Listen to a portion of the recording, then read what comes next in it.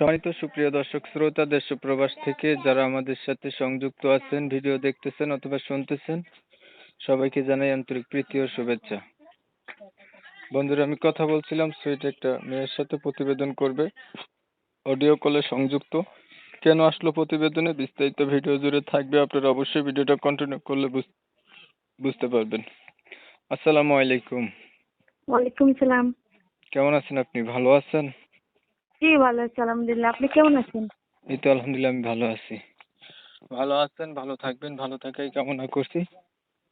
শুনতে চাচ্ছিলাম প্রতিবেদনে আসার কারণ কি ছিল, কেন আসছেন বলেন। জি ভাই, আমি গরিব একটা অসহায় মেয়ে। আমার আব্বু আছে আর ঘরে সতাই আম্মু আছে। সতাই আম্মুর ঘরে ছোট ছোট ভাই বোন আছে আর আমার আব্বু কৃষিকাজ করে। আমাকে বিবাহ দেওয়ার মতন ওনাদের সামর্থ্য নেই। সে কারণে আমি প্রতিবেদনটা করছি, যেন একটু মনের মানুষ পাই, এটার জন্য।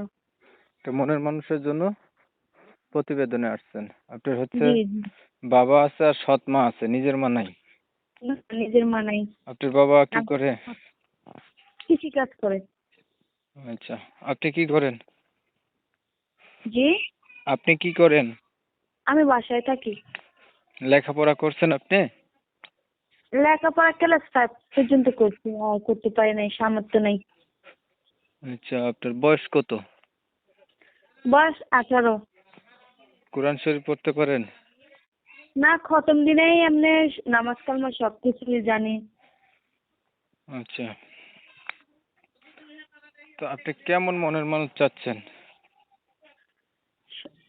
সমস্যা নাই, জোয়ান হোক বুড়া হোক, যাতে আমাকে সারা জীবন আগলে রাখতে পারে, এরকম একটা মনের মানুষ চাচ্ছি আর কি। আচ্ছা, মানে বয়স বেশি হলেও সমস্যা নাই, যে আপনাকে সারা জীবন আগলে রাখবে এমন একটা হ্যাঁ, মানুষ না চাচ্ছেন। না না না, ঠিক আছে, বয়স বেশি হলে সমস্যা নেই। ঠিক আছে, আপনার বিষয়টা আমি ক্লিয়ার করছি আগে। প্রিয় দর্শক শ্রোতা, শুনছিলেন আমি কথা বলছিলাম, আপুটি প্রতিবেদনে এসে চাচ্ছে একটা ভালো মনের মতো মানুষ, সুখে দুঃখে পাশে থাকবে, বয়স বেশি হলেও সমস্যা নাই, যে ওনার সুখ দুঃখের সাথী হবে এমন যদি একটা মানুষ পায়, উনি হচ্ছে জীবন সাথী করবে। ওনার পরিবার সম্পর্কে জানতে গিয়ে জানলাম ওনার হচ্ছে বাবা আছে, কৃষি কাজ করে, নিজের মা নাই, সৎ মা আছে আর কি।